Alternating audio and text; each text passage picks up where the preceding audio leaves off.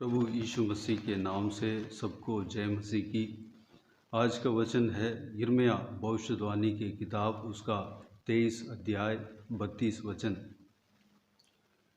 यहोवा की यह भी वाणी है कि जो बिना मेरे भेजे या बिना मेरी आज्ञा पाए स्वप्न देखने का झूठा दावा करके भविष्यवाणी करते हैं और उसका वर्णन करके मेरी प्रजा को झूठे घमंड में आकर भरमाते हैं, उनके भी मैं विरोध हूँ और उनसे मेरी प्रजा के लोगों का कुछ लाभ न होगा। मेरे प्रियो, यहाँ पर परमेश्वर झूठे भविष्यद्वक्ताओं के बारे में कहता है। जो भविष्यवाणी करते हैं वह सच्चा है या झूठा है, हम कैसे परख सकते हैं? परमेश्वर का वचन इस प्रकार कहता है कि जो भी भविष्यवाणी परमेश्वर की ओर से भविष्यद्वक्ता कहता है, वह अगर पूरा हो जाता है तो परमेश्वर कहा हुआ वचन है, भविष्यवाणी है। अगर पूरा नहीं हुआ, वह परमेश्वर की ओर से नहीं बल्कि उनका मन से ही कहा हुआ वचन है। हम भविष्यवाणी को और जो भी संदेश देते हैं उसको कैसे हम परखें और ग्रहण करें? अच्छा फल अच्छा पेड़ ही देता है, बुरा फल बुरा पेड़ ही देता है। बुरा पेड़ में अच्छा फल नहीं निकलता और अच्छा पेड़ में बुरा फल नहीं निकलता। जो संदेश देता है उनका जीवन, उनका पर्सनल लाइफ वह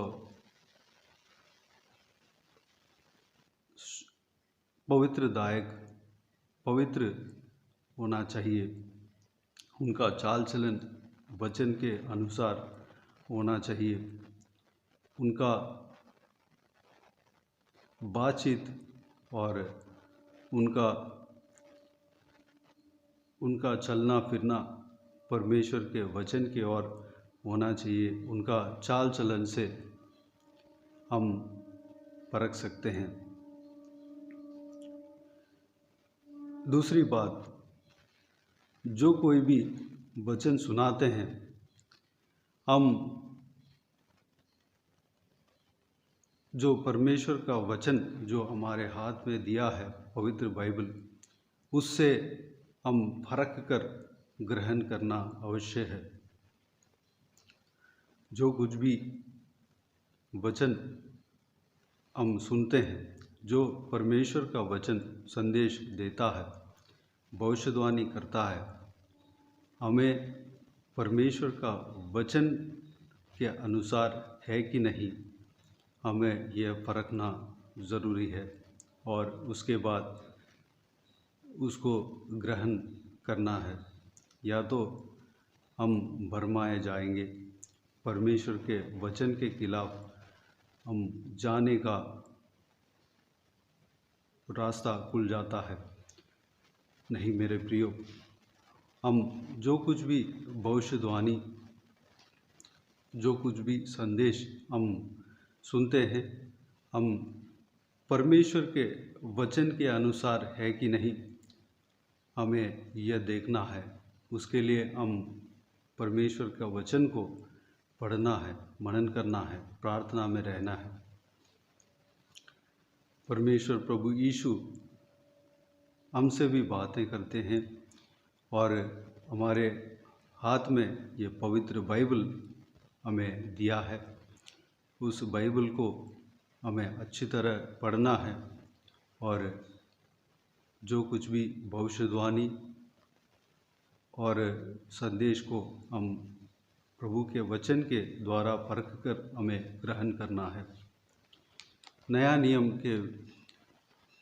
नियम में थिस्सलुनीयों के पहला पत्री में प्रेरित पौलुस इस प्रकार कहता है,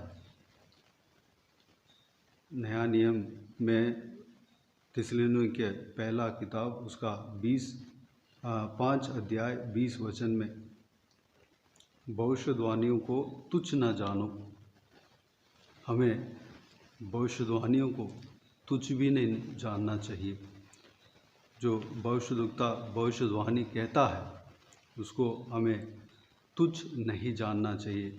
जो प्रभु का परमेश्वर का संदेश लेके आता है उन्हें तुच्छ भी नहीं जानना चाहिए, बल्कि हमें परख कर ग्रहण करना चाहिए। मेरे प्रियो, हमें इसी प्रकार जो परमेश्वर के वचन के अनुसार हम चौकस रहने के लिए, चौकन्ना रहने के लिए हम अपने आप को दृढ़ करें। तो आइए हम प्रार्थना में जाएं। स्वर्गीय पिता, दयालु परमेश्वर, आपको धन्यवाद देता हूँ। आपका इस वचन को हमने परमेश्वर मनन किया। पिताजी, आपका इस वचन के लिए आपको धन्यवाद देता हूँ। पिता परमेश्वर, हम किस तरह आपके जो हालेलुया वचन जो कहते हैं, भविष्यवाणी जो कहते हैं, आपके दास जो भी है परमेश्वर, आपके सेवक लोग, आपके भविष्यद्वक्ता लोग भविष्यवाणी कहते हैं पिता, उसको हम कैसे ग्रहण करें। हम इस वचन के अनुसार, वचन के द्वारा हमने देखा है पिता परमेश्वर, हमें चौकस रहने के लिए अनुग्रह देना। आपने हमें पवित्र बाइबल को हमारे हाथों में दिया है पिताजी, आपके वचन को पढ़कर, आपके वचन को अच्छे से मनन करके समझकर परमेश्वर वचन के आधार पर हमें सारा संदेश और सारा भविष्यवाणियाँ को परमेश्वर हम ग्रहण करने के लिए अनुग्रह देना पिता परमेश्वर। हम परख कर आपके वचन को हम ग्रहण करने पाएँ। हालेलुया, धन्यवाद देता हूँ परमेश्वर। पिताजी, हम परखने पाएँ पिता, हमें होशियार रहने पाएँ, हमें चौकस रहने पाएँ, चौकन्ना रहने पाएँ।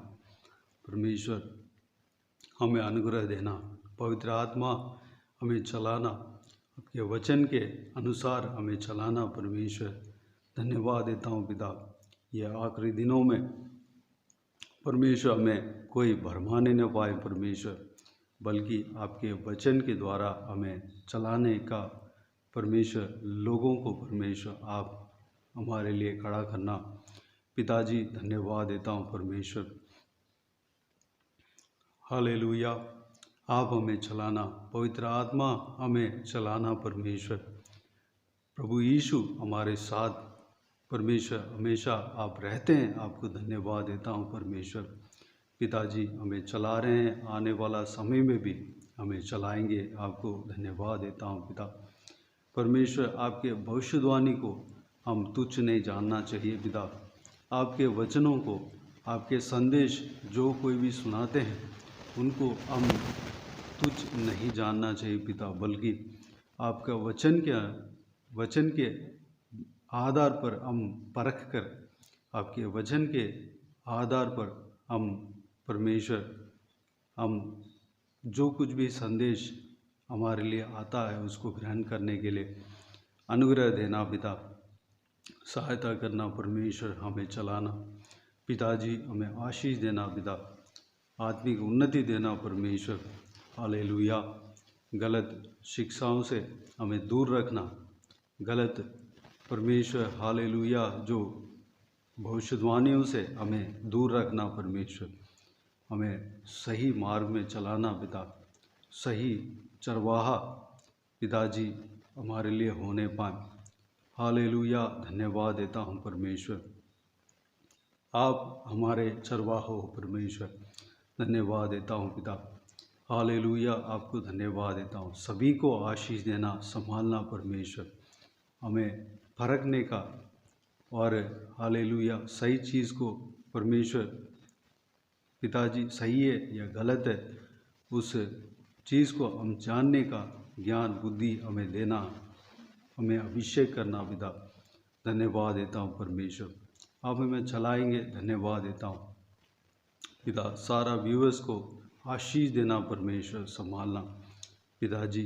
उनका कोई भी कमी घटी ना होने देना, भरपूर उन्हें आशीष देना परमेश्वर। जो कोई भी हालेलुया प्रार्थना का विषय आपके आगे रखा है पिता, वो सारा प्रार्थना का विषय को उत्तर देना परमेश्वर पिताजी।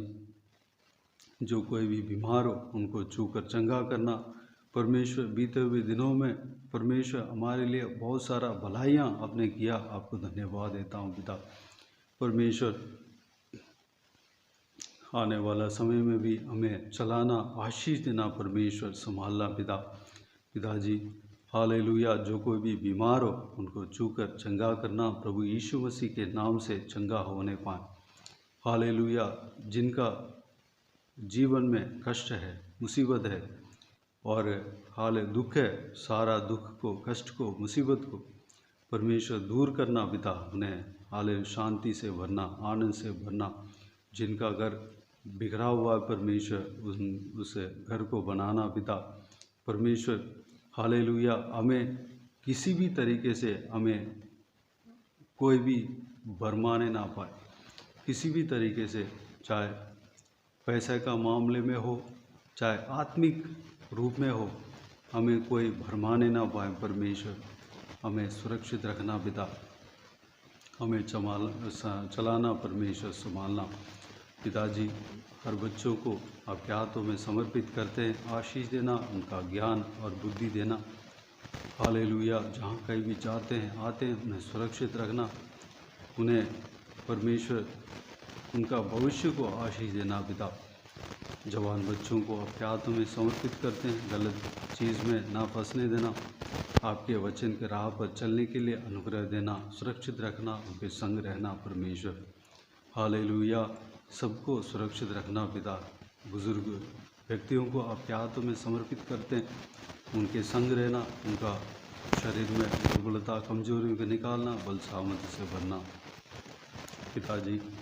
हम सभी को आशीष देना पिता, सेवकाई को आशीष देना, आगे बढ़ाना परमेश्वर। बाकी सारे बातों को आपके हाथों में समर्पित करते हैं परमेश्वर।